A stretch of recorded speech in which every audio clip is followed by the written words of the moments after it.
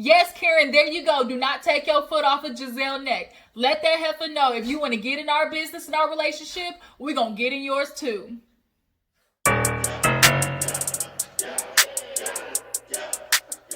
Y'all, what's up? Your girl G here. Welcome back to my channel. You know what it is, Real Housewives of Potomac. This episode was a little yang. It wasn't too much, but I'm super excited because it looked like Robyn finally got a backbone. And Karen was not having it here for Gizelle. I think Karen has reached the point of fool me once, shame on me. Fool me twice, shame on you. And Gizelle has done nothing but over the years, like, came for Karen. And you claim you're her friend, but the way that you constantly picked at her, made jokes about her and Ray, and just like were very nonchalant about the way that you picked at your friend that you claim is your friend. No, like, Karen has learned her lesson with Gizelle, and she's not like these other batches that keep want to follow in her little, you know, green-eyed bandit ways. Like, everybody wants to be hypnotized by Gizelle and her sorority type ways, but Karen has had enough. So she put her foot on that bitch neck this episode, and I'm here for every minute of it. So let's go ahead and get to talking about it, because it's a lot to, not really a lot, but it's enough to, you know, dissect this episode before next week when it gets super serious, when Ashley tell all the ladies that Monique had her write a disposition about Candace. Yeah, so this episode, you guys, we open up with Wendy and Robyn talking about the countersuit that Monique is filing. I mean, everybody's like, oh my God, she has the nerve to sit there and do that. Like, what did Candace do second degree? Anytime there's some type of lawsuit, the other person is automatically going to do a countersuit. That's just how it works. So they're just like, oh, Monique has some nerve. And it's like, well, that's kind of what she got to do, because, I mean, yes, Monique was wrong in the way that she hit Candace, but, I mean, we all, pretty much everybody has the same sentiment. Like, bitch, Candace, you talk too much. Like, you're going to run across people where, you know, talk shit, get hit. And don't sit there and tell me to drag you, and then when I do it, be shocked. Like, I just don't get it.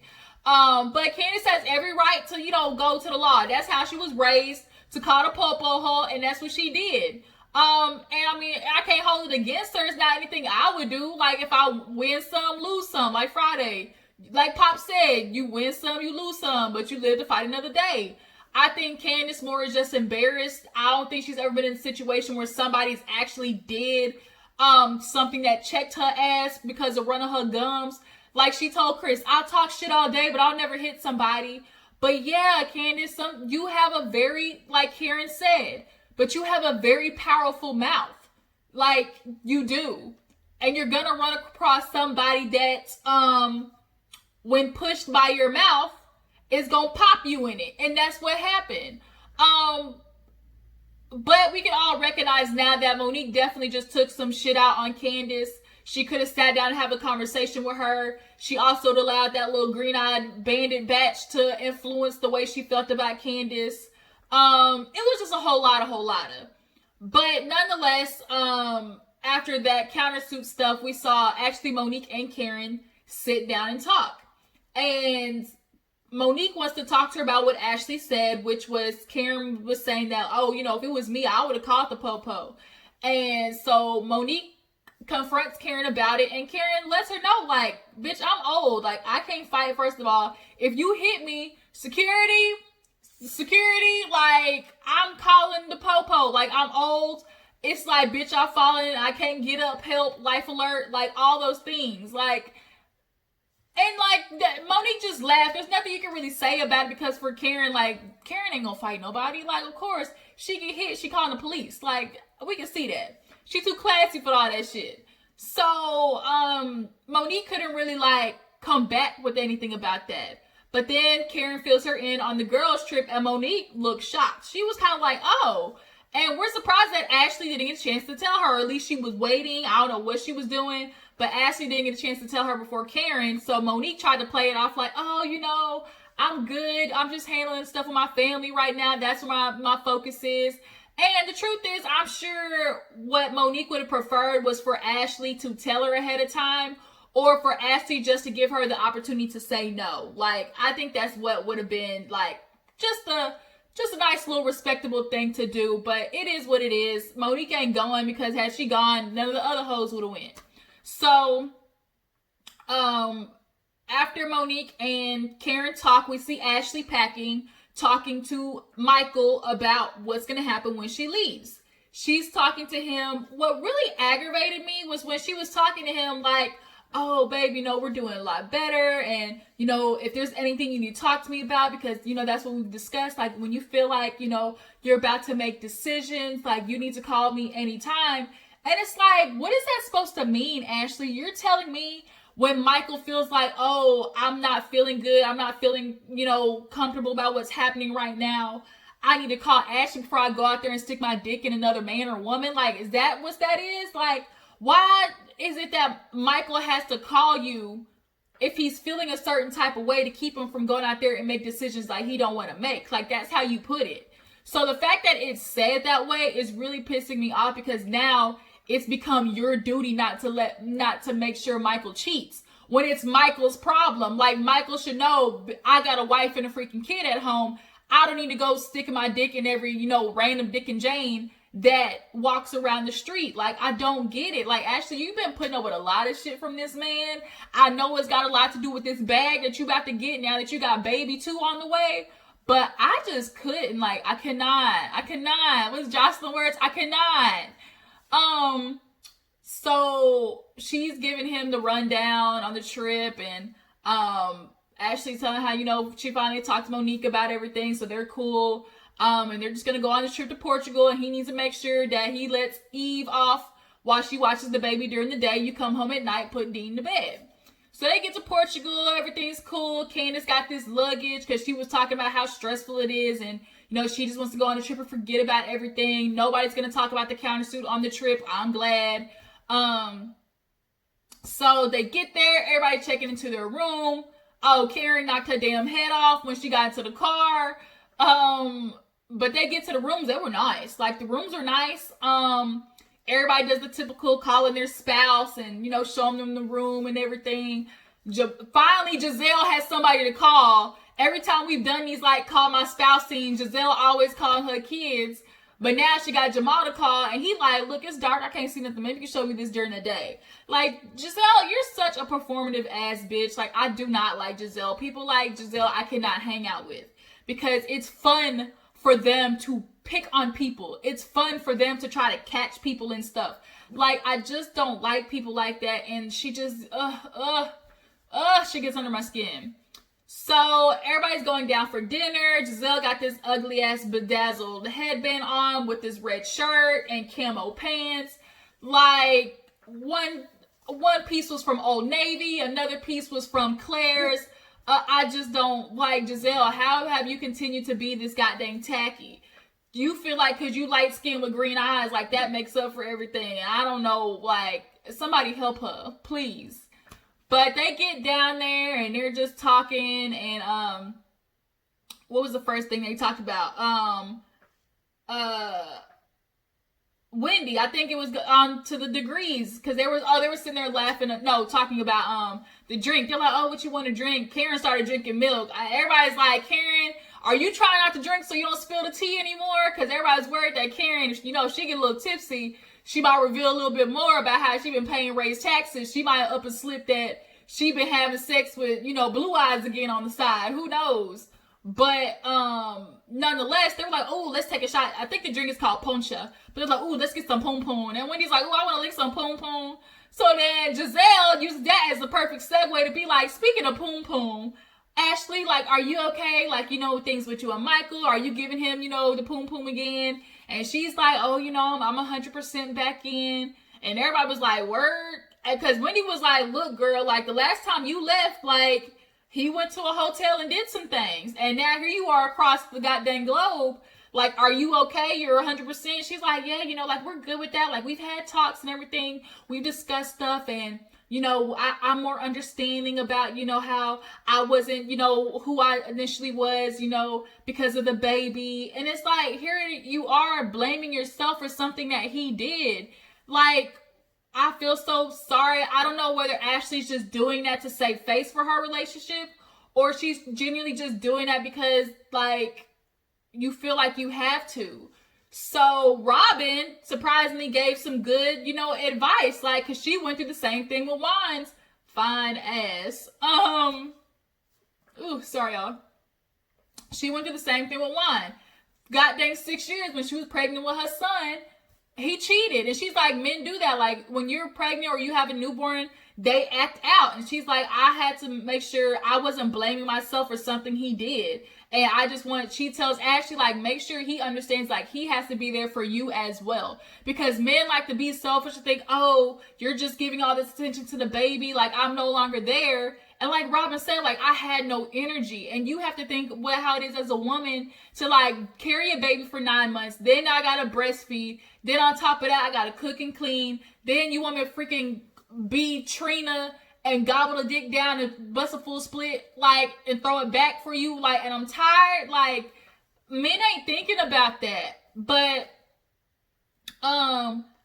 they went from talking about Ashley and Michael to goddamn Wendy. Because Wendy's like, well, Karen, when you talked about my degrees, and it's like, here we go with this shit again. So, she actually kind of changes the story around, just kind of talking about how, my dad, he's an immigrant. Like, he did so much for me. He came here with a dream, worked at this restaurant, worked his way up to management, and the restaurant was Wendy's. It was a very interesting story, but I think what I'm having a problem with is Wendy keeps bunching together, like, her struggles with her degrees and, like, trying to gain some type of, like, I don't know if it's, like, sympathy. I don't know what it is, but the fact that she keeps trying to bunch together, like, her parents and being immigrants and what she had to go through, like, for you to get these degrees. Like, nobody's talking about your struggle or, minimizing what your parents had to go through. Like, nobody was doing that. Karen was just simply saying, like, okay, you got a degree, you a doctor, but a doctor of what? Like, that's all it was. It was just a little read. Like, oh my gosh. And of course, Gizelle came to her and twisted the shit all up.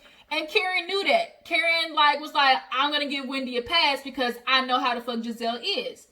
So, Karen was like, look, girl, me and you are on the same sentiments. I respect education. I'm a proponent of education. Like, I get it. So then Gizelle, her little two-piece ass, want to talk about, well, then why did you say something about it? Why did you make a joke about it?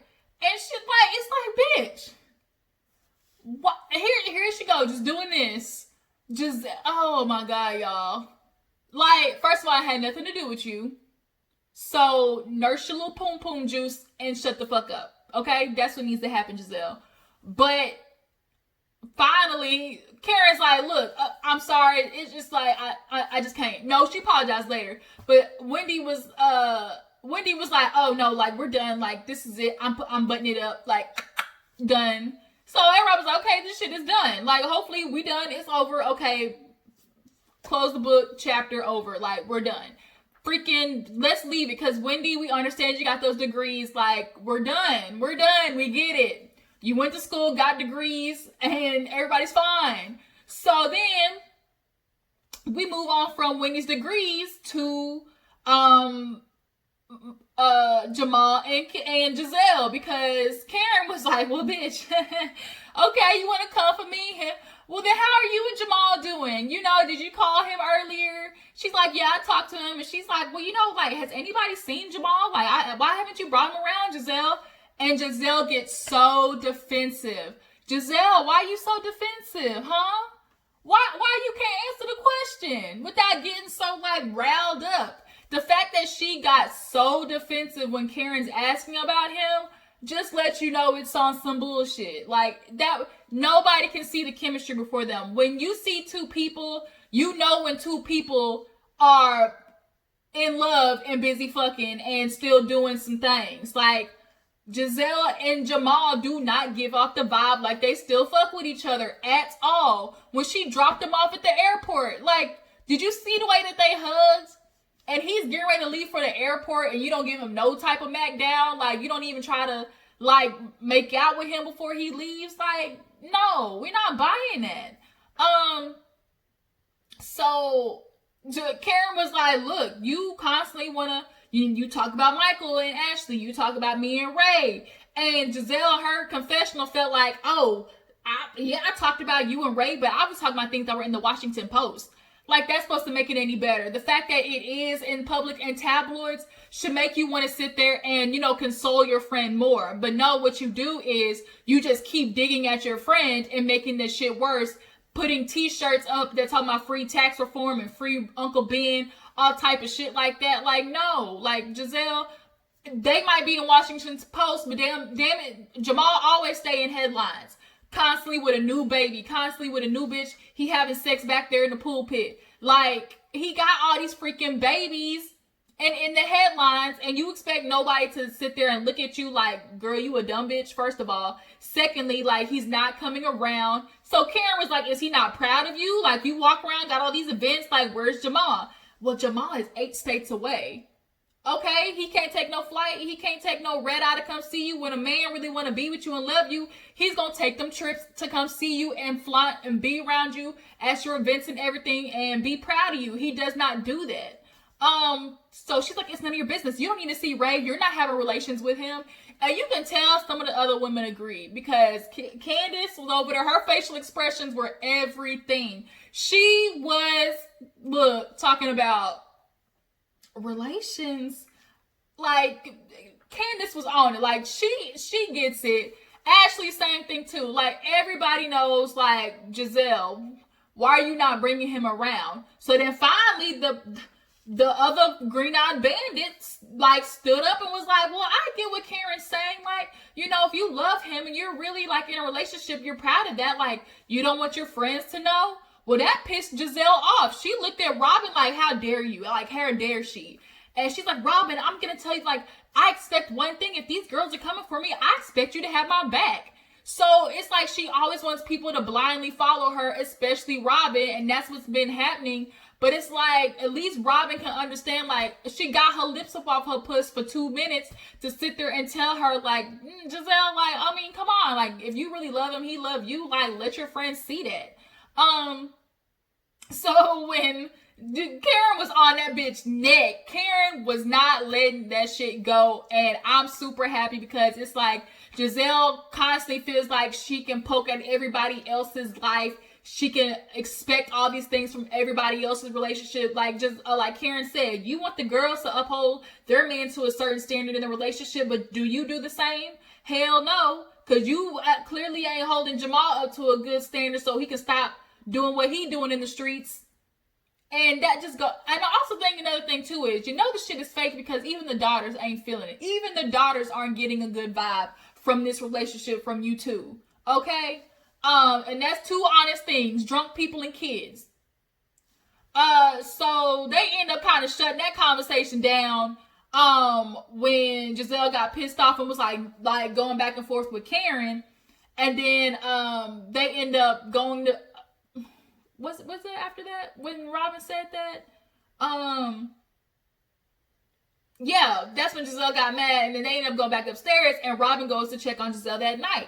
And she's like, girl, what is going on? And she's like, what Karen said wasn't a lie. Like, I kind of agree. Like, Gizelle, you say you love this man, and if he's really, like, look, the fact that Robyn is saying that in her confessional, like, oh, if you're really with him, that means in the back of her head, Robyn's thinking the same thing that we all thinking.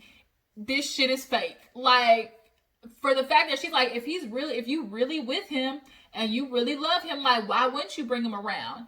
And then Gizelle with the rough shade talking about, oh, I didn't say nothing. I don't say nothing when Juan's picking out rings. And it's like, skirt, like, what's with all the heat?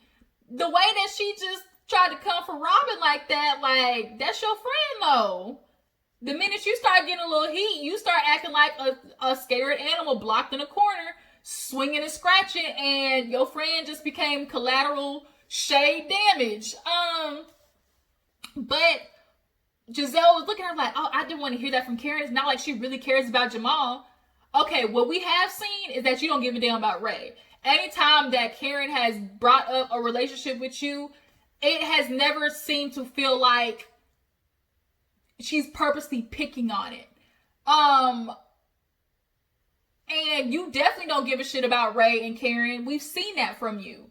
But you're mad that Karen wants to express some type of concerned that you're not bringing him around the group of friends, or you're not talking about him much. Like, it's very obvious you don't want him to come around, because when them bitches start asking questions, are you gonna have truthful answers is a thing. So then Gizelle looked at her like, oh, I'm getting some dessert. She's like, you of all people should understand, Miss, I stay with my ex-husband. And it's like, wait a minute. First of all, Robyn was like, bitch, at least they see him.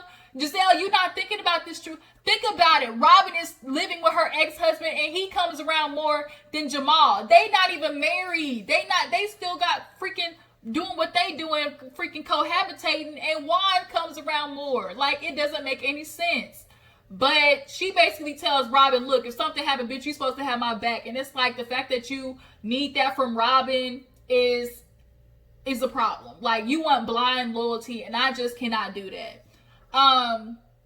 So the next day, that night, Ashley called Michael. He wasn't there at the house. She freaks out. I just want to go home.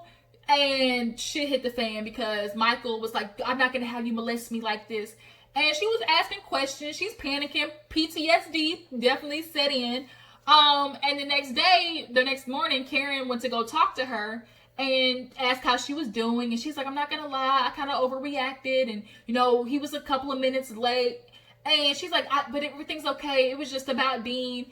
And Karen was like, are you sure it's just about Dean? Oh yeah, like I'm just over that. And Ashley is doing a very shitty ass job of trying to convince people that she's no longer concerned that Michael's gonna go out there and fuck whoever else he wants to stick his peen in on Monday, Wednesday, and Friday, especially with her being freaking 19, 20 hours away. Like, the fact that you panicked and went on that type of tailspin, girl, you are in denial. So now Ashley too was like kind of like peeping Karen. Like, Karen been waiting to cash this check on Giselle's ass about Jamal, because she's had enough of her picking on her. And Karen's ready to get back at that bitch. So they all write these little cards. Wendy, Gizelle, and Candace riding one, talking about the whole degree shit again. Robyn, Ashley, and Karen riding the other one. And they make it down to do breakfast or whatever. Brunch or whatever. And Ashley came back to the table with this damn titty pumper. Like, I just busted out laughing, because it's like, Ashley would do some shit like that. And I'm not even mad, because like, moms, they always have this struggle of like, oh, I don't want to breastfeed in public and all this type of stuff. But the shit was funny. Like, it was just funny. I can imagine just sitting at the table and just hearing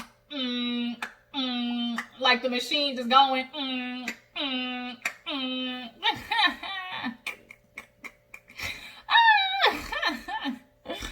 Okay, so they get back on this goddamn conversation, because Gizelle, Wendy, like, are you with Karen okay?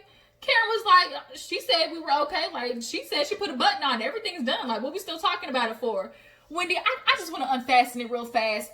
When you talked about my 4 degrees, and it's like, here we go, bitch, again. Karen was like, girl, I'm sorry, whatever offense you took, like, this is it. Can we get past it? Because it's like, Wendy, we understand. And as much as you want to sit there and say, oh, I'm not just my degrees, obviously you are. Because when you talk about yourself, that's the only thing you can bring up is you and these freaking 4 funky ass degrees. And it's not that I'm saying that the degrees ain't nothing. It's just like, you expect everybody else to feel like your degrees are as important as your culture and your mom does. Like, to your parents and your mom and your culture, those degrees are everything. But to everybody else, like, it's a good accomplishment, but it's not like, woo, shit, she got 4 degrees. Like, that means I got status. Like, your mama can be proud of you, all those things. And the fact that she was like, I did it for all the black girls and everybody that looked like me. Bullshit. You did it because you had no other choice, and you knew you had to do that for your parents. Like, if you honestly had a choice, you're sitting there talking about now leaving Johns Hopkins because you didn't do all the things that you know, as a kid you might have wanted to do, because you knew you had to accomplish this for your mom. Like, bullshit. But they finally put that to bed. Candace ends up looking at Gizelle like, why did you get so upset about Karen asking about Jamal? She's like, well, you know, y'all want to ask about him, and you know, it's none of your business, Karen. And Karen was like, look, Look, we ain't seen Jamal. You seen him. You seen him. It's like he's a ghost. He's Casper. Like, where he been at? And so she want to call herself FaceTiming Jamal. Karen said, that ain't enough for me, bitch. We know he live in your phone. She said, no, he live with me. She's like, no, we've seen him nowhere but your phone. And Candace was over there kikiing, talking about who he live in your phone. Like, that shit was funny. And that was kind of Gizelle's way of trying to shut Karen up, but it's not gonna happen. Like, bitch, keep your foot on that heifer neck. Keep doing it. But that's kind of like where the episode ended. Next week, we're going to see Ashley tell the ladies about the whole, disposition with Monique and everything. Oh, no, Ashley, what we skipped. Ashley was like, oh, I did this for Monique because, she was there for me and Michael. Let's keep it funky. Monique got that fucking footage, okay? Monique has that footage of Michael grabbing ass. I saw the leaked thing on Justin Sky's video. It's proof. There's proof out there that Michael can't keep his hands to himself. But she did Ashley a favor, and now Ashley's returning the favor back because it's like, bitch, you didn't put out there that my husband is an assaultee. He does not know how to stop grabbing ass, and, I'm gonna do you a favor by telling the courts that Candace ain't shit. Like, we gonna be in this together. I got dirt on you, you got dirt on me. I guess, bitch, we just gonna be two pigs wallowing in the mud as best friends. But we all know Monique got that fucking footage. Like, there's no way. You got cameras everywhere in the house, but the basement. Come on now, Monique. We ain't stupid. I hate when people try to play on our intelligence. Like, don't do that. Giselle, you doing that shit too. You trying to play us like the fans, like we stupid, like we don't see it, like we're not stupid. But yeah, that was kind of it. This video went a little longer than I expected, but I appreciate you guys for tuning in. Hopefully, I'll be able to get to the family Chantel right after this, and we will discuss everything and then get into an episode of Daily Squeeze later this week. I appreciate you. Yeah, it's time for me to go. I'm hungry. I ain't ate. My blood sugar dropping. I'm sitting here slurring. Y'all, I appreciate you for tuning in. Make sure you like this video, subscribe to my channel. I will catch all you hoes later. Deuces.